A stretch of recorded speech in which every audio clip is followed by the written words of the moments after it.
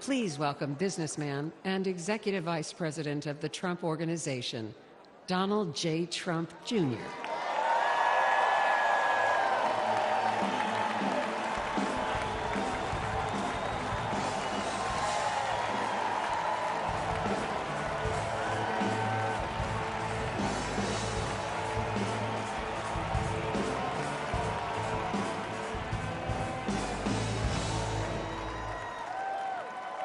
Good evening, America.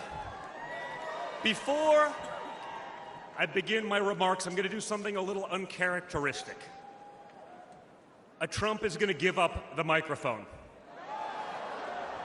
Doesn't happen often. You may never see it again. But I got a call on Monday morning from a young lady who said, "Dad, I want to speak at the RNC."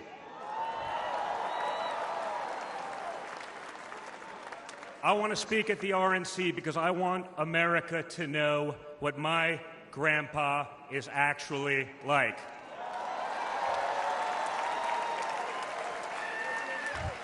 So for the first time ever on a stage, first time ever giving a speech, I want to bring out my eldest daughter and the eldest granddaughter of the President of the United States, your favorite president, Kai Madison Trump.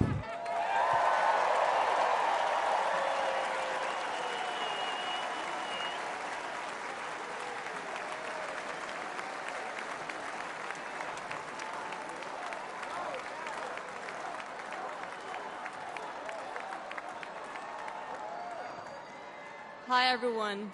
My name is Kai Madison Trump. I am the granddaughter of Donald Trump. I'm speaking today to share the side of my grandpa that people don't often see. To me, he's just a normal grandpa. He gives us candy and soda when our parents aren't looking.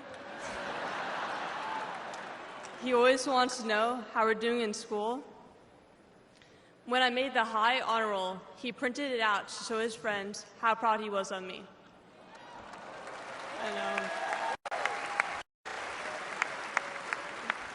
He calls me during the middle of the school day to ask how my golf game is going and tells me all about his.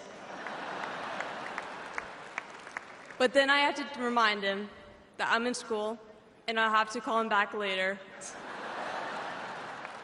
When we play golf together, if I'm not on his team, he'll try to get inside of my head. I know. And he's always surprised that I don't let him get to me. But I have to remind him I'm a Trump too.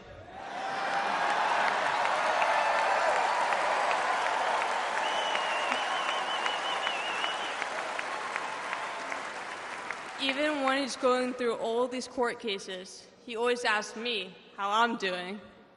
He always encourages me to push myself to be the most successful person I can be. Obviously, he sets the bar pretty high, but who knows, maybe one day I'll catch him. On Saturday, I was shocked when I heard that he has been shot, and I just wanted to know if he was okay. It was heartbreaking that someone would do that to another person. A lot of people have put my grandpa through hell, and he's still standing.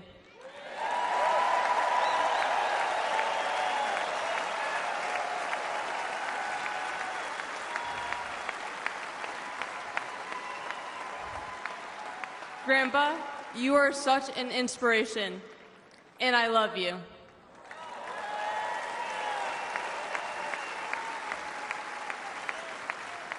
The media makes my grandpa seem like a different person, but I know him for who he is.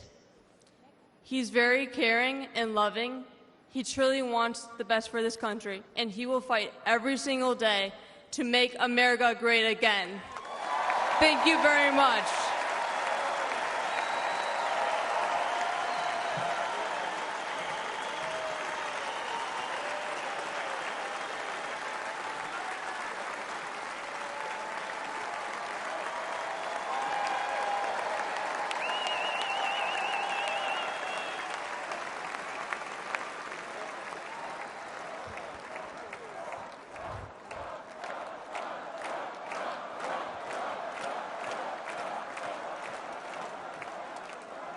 lot of proud moments this week for my family.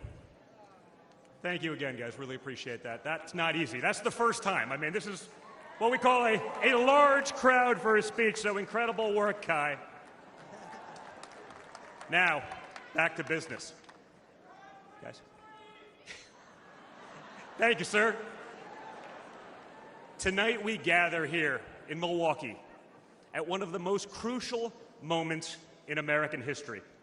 Just days ago, something that once seemed unimaginable became a terrifying reality. My father came under literal fire as an incredible, patriotic rally turned into a tragedy.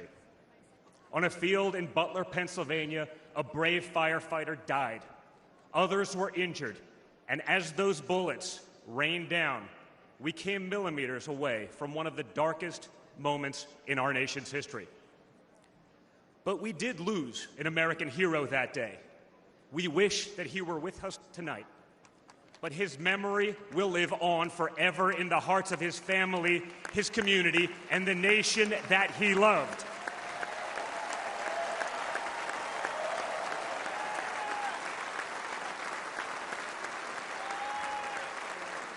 So I would like to take just a moment tonight to express our gratitude for the life and service of American hero Cory Comperatore.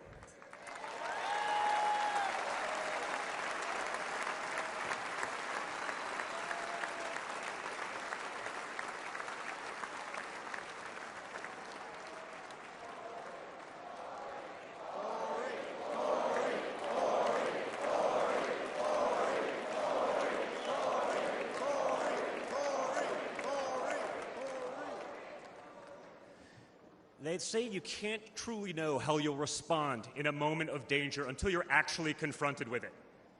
So what was my father's instinct as his life was on the line?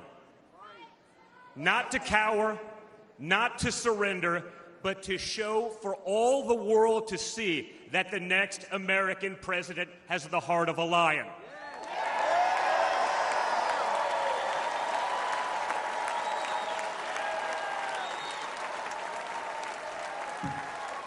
That the next American president has the courage to put the American people first once again. And in that moment, my father didn't just show his character, he showed America's character.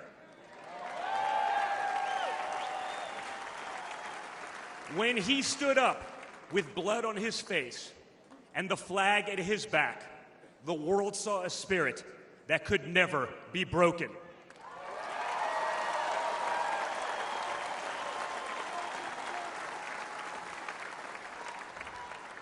And that is the true spirit of America. America knows what it's like to be down. We know what it's like to be confused and to be afraid. Long before the attempt on my father's life, every American I met was filled with fear and anxiety. They were afraid our country was being torn apart. They were anxious about the massive and chaotic invasion of illegal aliens across our border. They were deeply concerned about partisan lawfare, education indoctrination, and attacks on freedom of speech. Most terrifying of all, they saw that our leaders didn't care, or worse, that they joyfully aided and abetted the erosion of our rights. And the lies. Oh yeah, the lies. We won't ever forget the lies. From left-wing politicians, from their allies in the media, when you hear them in a row, you fully understand the extent they have gone to divide this great nation. They lied about Russia collusion. They lied about Hunter's laptop. They lied about Joe Biden's fitness for office. They lied about the border being secure. They lied about inflation being transitory. They lied about how they would safely withdraw from Afghanistan. They lied about Biden being a, quote, moderate. And they told one nonstop lie after another about my father. But they could only run away from reality for so long. All hell has broken loose in America, and it's impossible to hide anymore.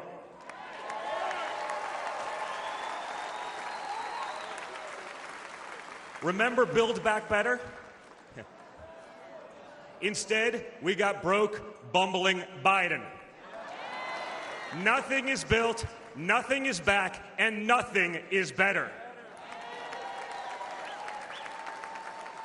Bridges are collapsing, our credibility is crumbling, and our money is worth less and less every single day. It was just one giant bait and switch, and normal Americans are the ones left holding the bag. Housing costs, gasoline prices, grocery bills just keep going up. Wave after wave of illegal aliens, deadly drugs keep pouring across our border.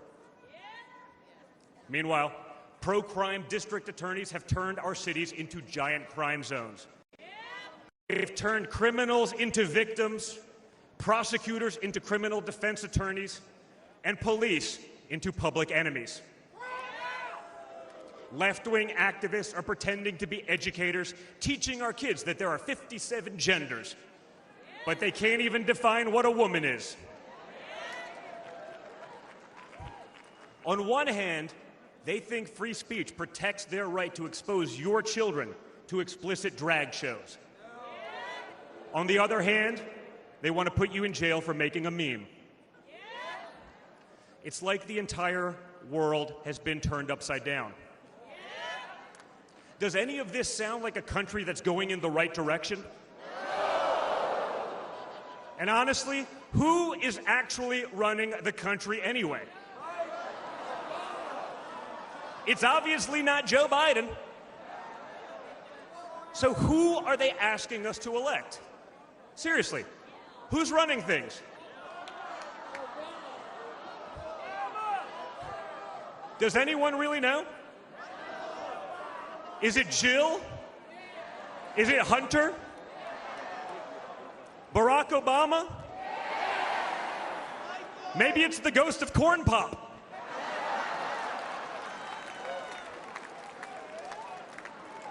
Whoever is running the show, the only thing they are effective at is persecuting my father. They twisted, contorted, and corrupted the criminal code to turn bookkeeping errors into felonies. They concocted new legal theories out of thin air. They imposed gag orders on my father because the last thing a defendant should be able to do is defend himself, right? They punished him for merely speaking the truth. They say they hate Vladimir Putin, but it sure seems like they've spent a lot of time copying his playbook.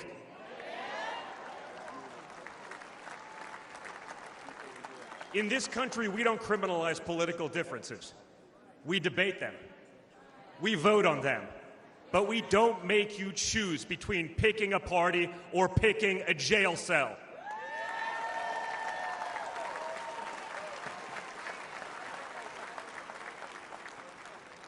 There was a time when the Democrats really wanted what was best for America, even if they had a different way of getting there.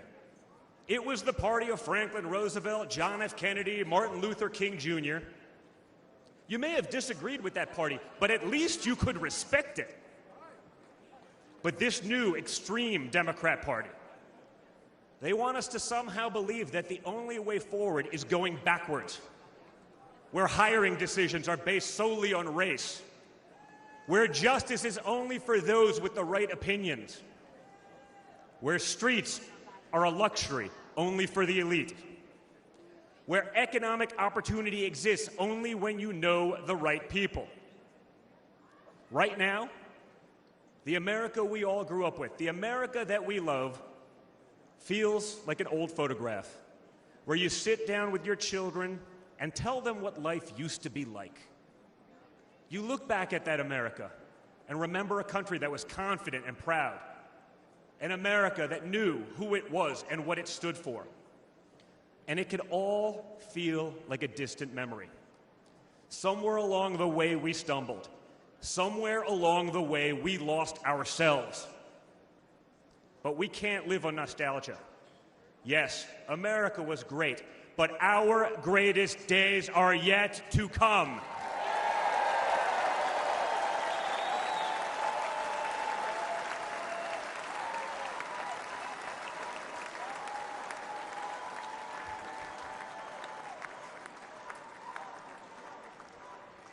Because no matter how far off that old photo may feel, it's not the end of our story. We're like that man who stood on that platform and felt the bullet pierce his flesh just days ago in Pennsylvania. He may have moved to the ground, but he stood back up.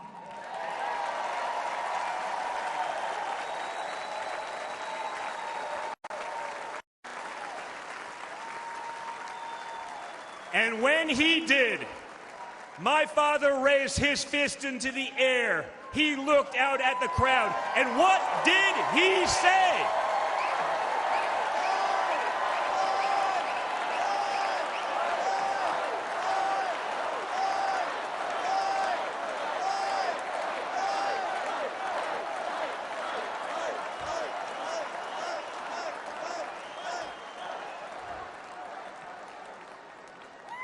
And we will fight.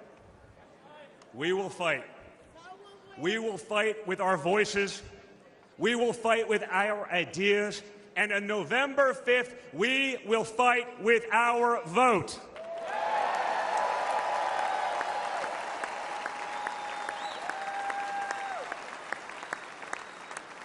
I've always been proud of him, but I've never been prouder of my father than I was in that moment. That's when the world found out that there is tough, and then there's Trump tough.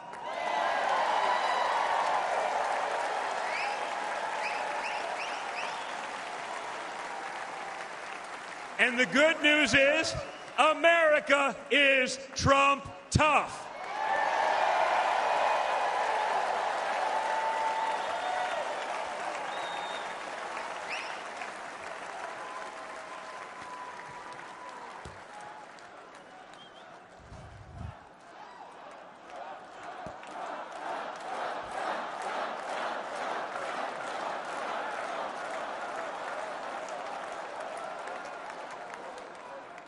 In 1912, more than a century ago, another legendary Republican president came right here to Milwaukee.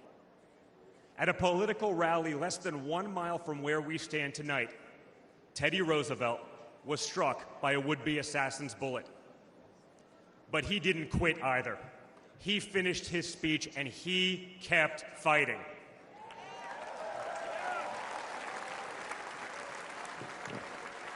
My friends, I don't believe in coincidences, but I do believe in God's plan.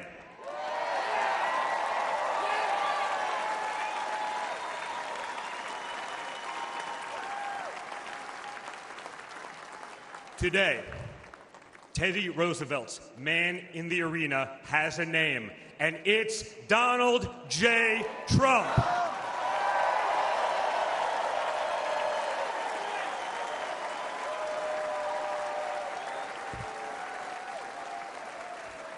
Remember, my father didn't have to run for re-election this year. He doesn't need the money, the fame, the power. Frankly, he doesn't need the witch hunts, the phony investigations, or the political prosecutions either. But he knew he had to run if there was any chance at saving America.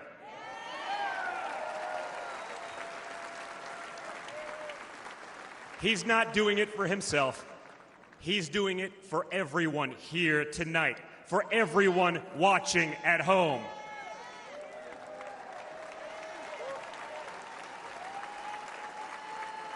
No matter who you are, you can be a part of this movement to make America great again.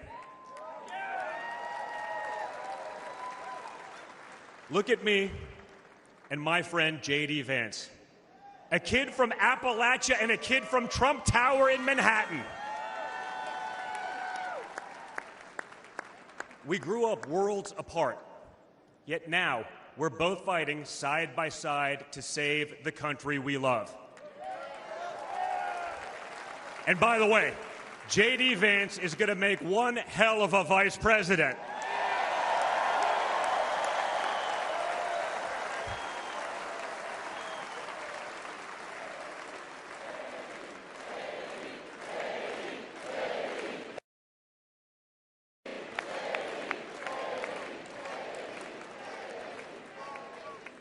For those of you who have tuned out politics or have never even voted, I want you to know, if you're looking for a better life, a more prosperous future, a safer, more wholesome and patriotic place to call home, there's room for you in this party and in this movement.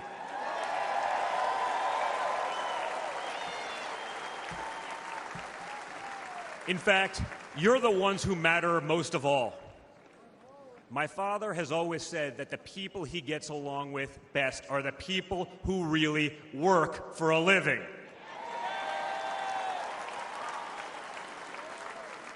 It's because of his background as a builder in construction. Right? In construction, it doesn't matter how smart your architect is if you don't have the best guys laying the bricks. People with grit. People who get their hands dirty. That's a big problem with Washington, D.C. Most of the bureaucrats who rule over us have never built anything in their lives. It's time to build something real, something tangible, something that will last and leave this country better off for our children. That's my father's mission.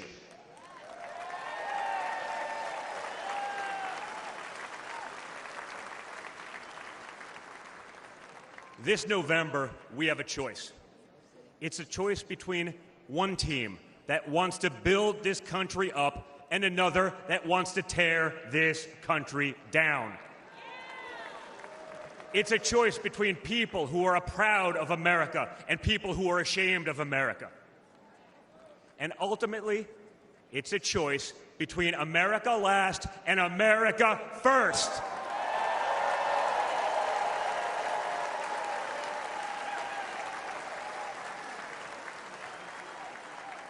So if you love this country from the bottom of your heart, if you want to bring back common sense, if you want to save the American dream, if you want to stand up and fight for the future of our nation, you must re-elect my father, Donald J. Trump.